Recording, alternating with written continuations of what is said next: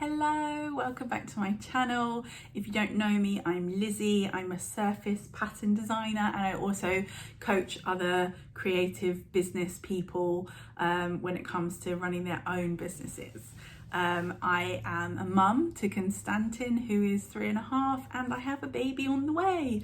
So this video is all about weeks 6 to 9 of my pregnancy, the sort of symptoms, how I've been feeling, what's been happening. It's a bit of a pregnancy vlog, weekly diary thing. I loved watching videos like this when I was pregnant with Stan. That's what we call Constantin for short. And so I thought I would do it for this pregnancy. If you haven't already seen it, take a look if you want to of my video of when I found out. So I've got a short video that's just me on the day that I found out that I was pregnant. I would have been about week 5. And then, yeah, you might want to watch that before this one if you haven't seen it, but that's me finding out on the day.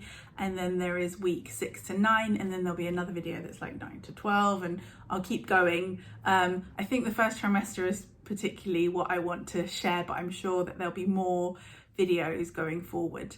I will also link in the description box. Yes, it is called that, description box, yes.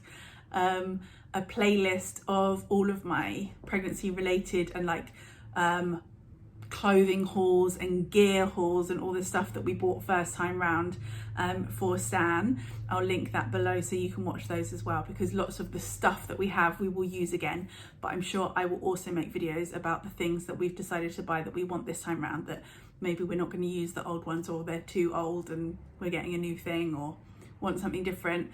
So there will be, going forward, lots of videos. So if you are pregnant, congratulations, that's so exciting. I hope you're doing okay. I will continue to be sharing pregnancy content here, so keep coming back and have a look.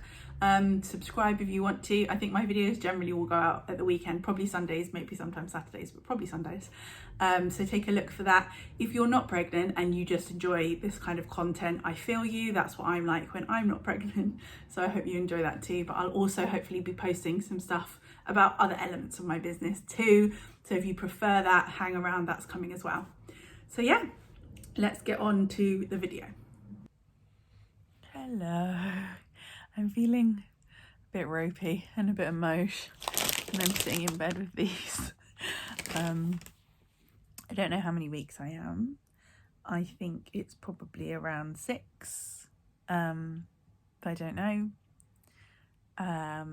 Waiting for the Homerton to get back to me with my booking an appointment and when the scan's going to be. I'm really hoping that the scan's actually going to be during half term, because that will mean that Danny doesn't need to take any time off work and he can still come. But it's been a hard day today, and it's not really been a hard day because I'm not feeling well, although the last few nights particularly I felt really nauseous, and the days I'm needing to like get Stan to have telly time on the iPad in bed and let me lie down next to him because I'm so tired, because my body's just busy making a baby. But it's been hard because he's been in a really bad mood, Stan has. I think that's to do with trying to settle into nursery and change to like, that sort of set him off in certain ways. So we normally like get on like a house on fire, and actually he feels quite angry really. So we've not been trying to settle into nursery. We've had a couple of days off and we might take next week off. We'll see what happens, but I'm feeling a bit sorry for myself. He's had a sniffle, runny nose all day. He's just fallen asleep for a nap. He doesn't normally nap. But he obviously needed it. Unfortunately, when he does nap, that means he goes to bed at like 10 rather than 6:30. So that's going to be interesting. But hopefully Danny will be home from work and he can take over and I might be able to go for a walk or something. But I am just taking a moment to myself and feel like at least it's a blessing that I get to just have an hour and a half's peace, because it's been a hard day. So yeah, you'll usually catch me through this sort of stuff being quite positive and optimistic. But I sort of thought I should pick up the camera and let you see me in my nightie in bed with the messy dressing table and these bad boys. Generally, I've been eating really, oh, wow, that was pro. Generally, I've been managing to be quite good and have things like yogurt with berries and lots of seeds and stuff for breakfast, and I had a wrap that I made for lunch with good quality fish fingers and like tons of salad and tomatoes and cucumber. So I'm feeling like I'm managing to do a little bit of beige like with the wrap and get that kind of comfort food vibe while still putting like lots of salad and lots of green and other vegetables in. So I'm pleased about that. I feel grateful and lucky that I'm not so nauseous I can't do that. So that's feeling good, and I'm being mindful of what I put in my body. But it was a giant chocolate buttons day. I'll speak to you soon.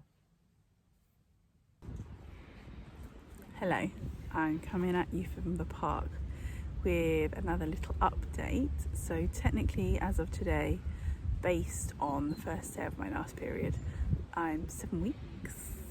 I'm actually feeling better these last couple of days, but before that I was feeling really tired and lethargic, and last Saturday I actually had a day where I just basically had to spend the whole day in bed, which was really boring and annoying, and I just felt nauseous and didn't really have any appetite and felt really weak and tired, and that was really annoying, but I wasn't sick or anything like that. So for me, compared to my pregnancy with Constantin, I've been more nauseous and feeling weak and sick, but still, compared to lots of other people, it's been manageable. So yeah, but I'm feeling a bit better now. Today and yesterday I've been feeling more back to normal. Still a bit tired, but more energy. I feel like still with food I don't get to the point that I'm like, oh, I'm really hungry, I really fancy this. It's more that I'm like, okay, this is something that I can make myself that I know would be like nurturing and a good balanced meal that will be good for my health, and then I cook it and then I eat it and I enjoy it. But I'm not like, I really fancy blah blah blah blah blah. So that's weird. I think I remember this happening last time in the first trimester as well. So yeah, no massive aversions. We were going to have more frites the other night actually. I didn't really fancy the texture of that, so maybe seafood is something I sort of want to avoid. But yeah, otherwise that's where we're at, and I'll just keep checking in throughout the month. I've got my booking in appointment, which is going to be in week 9 at the Homerton, so that's cool. And Dan's gonna say that he has a hospital appointment so that he can come with me, because we're not yet obviously telling his work, but from the scan and stuff we'll be able to say to them what it is. But at the moment we decided he'd just say it was his hospital appointment, just in case something goes wrong or whatever.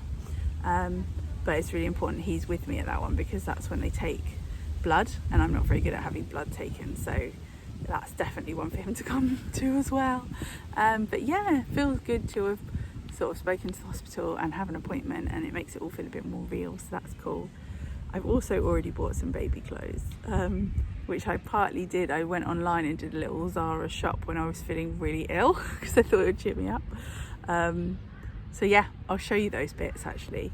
I know lots of people don't buy things in advance, but when it's the second one you already have so much of the stuff anyway, it kind of doesn't really make any difference, and it just feels exciting to mark it. So I bought some new bits. I really sort of feel like it's a girl, not sure, but I said she the other day and Dan was like, she? And I was like, oh, it's she or he. But yeah, interesting. Maybe that's just because of the way that we're conditioned to think if something is different, then maybe it's gender, or maybe it's something, something tangible like that we're sort of conditioned to see, whereas maybe it's just a different person, and so it feels different being pregnant with a different person. But who knows? Anyway, I will speak to you soon. I'm going to have a little meditate. Okay, so as promised, I'm just taking you through the little haul of bits that I got. It's quite pink and floral, but we don't know the gender of the baby. I'm perfectly happy with boys in pink and boys in flowers. I think that's lovely. So it's not that we know that it's a girl. I just did a little Zara shop, and I got these two came together. These are 0 to 1 month, and we didn't have that many ones with stand up with this, like, do they call it like the kimono? Sorry, that's a motorbike going past. One that like pops across like that, which I really like. And if you look closely, it's like that. I can't remember what this is called, but it's really pretty. It's got that slight pattern in it. So there's a more like dusky blushy one and a more like mockery latte, well, not really mocha, but like milky pink one, and those are both 0 to 1 month. And then this is so cute, and it's like got a nice, the fabric's got like a nice stretch in it, if you can see. Pretty flowers. That's 1 to 3 months. And then this guy, and I actually got Stan pajamas that match this for the age he will be when the baby is 1 to 3 months old, so that they can match. But it's just little mountains and suns, but it's this nice I'm losing all of my words already. It's like slightly waffled cotton. So yeah, from having Stan last time, loads of people were like, oh, don't get onesies where you have to put it over their head, it will drive them mad, yada yada yada. We might get a baby like that, but Stan couldn't care less. It was completely fine to just open those poppers and pop it on his head. So we'll see. Most of the ones that we have don't have that because of that advice, but with this one I liked the pattern enough, I was like, let's just go for it. So yeah, that's the little mini haul so far. Yeah, I've come out for a little walk in the park. I have been feeling ropey the last couple of days. I'm feeling really weak and weird now actually. Stan's had hand, foot and mouth, which if you don't have a kid is quite a common thing that they get, but it's awful. It's like tongue and mouth ulcers and sores on your hands and feet, and you can't really eat properly. It's awful. So I might also be feeling exhausted because it's hard looking after a kid experiencing that, and I might even have some symptoms of that, which is also just a teeny bit scary because it's not great in pregnancy. So hopefully I haven't. The fever, if you have a very high fever in the early stages of pregnancy, that can occasionally cause miscarriage, so that's a bit scary, but I don't have a high fever, and I'm just cracking on. Yeah, but definitely feeling much more nauseous than last time. I still assume that on a scale of what other people experience, it's probably not that bad. I'm up and I'm having a walk, but I'm walking because I want to do that because it's important for my health and the baby's health, rather than because it's enjoyable. That makes sense. Like, it is quite an effort to just walk. So I think I am pretty exhausted and feeling pretty ropey, but it's all right. I know when my booking in appointment is going to be now, so that's exciting. It'll be good to get that done. And we've received a letter saying when the scan's going to be too. And it's exciting to start thinking about telling people and stuff. Although I've been thinking about the fact that I wonder if Sam will find it quite a difficult adjustment and idea, and whether therefore, if I'm not showing too much, we should hold off telling people so that we can tell him a little bit later. But I've been doing a bit of research about ways to make it sort of fun, and I'm thinking about getting him like a Big Brother superhero costume and making it all about congratulations to him and he's going to be a big brother and la la la. So yeah, that's what I'm thinking. Also, I've been really enjoying an app. I'm on a 7-day free trial, but after that it's paid, and it's called Expectful, and it gives you weekly meditations for whatever week in pregnancy you are. But there's also a hypnobirthing course, there's videos about nutrition, there's quite a lot of stuff. And you can do live stuff, there's yoga classes as well. So I'm liking that. Cool, my arm's getting tired and I'm already feeling slightly out of breath, and I think I've probably filled you in enough. So yes, I will speak to you soon. Hello, back on the bed. So I'm going to fill you in a bit more about the rest of week 8, because sadly I did get hand, foot and mouth and it was awful. I was really ill, much iller than Stan. Thankfully he didn't get it as badly as I did, but it was bad enough that Dan had to take time off work because I couldn't do anything other than just rest. And yeah, it was very painful. And I think I wonder if I got it in a more extreme way because my body was putting its time and energy, as it should be, into growing the little boo.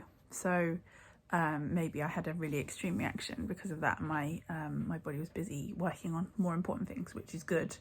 But actually I got so many pustules, really, like sores and pustules all over my face, that one night it was just weeping pus all over my face constantly. So I literally couldn't go to sleep because it was gross. So sorry for the TMI. It was really bad. It was, for my mental health, it was really bad. I've actually got a relatively high pain threshold, and the hands were very painful, but I could sort of firm that. But the psychological element of your face dripping pus constantly and being in pain on your face, and it never sort of stopping or pausing, yeah.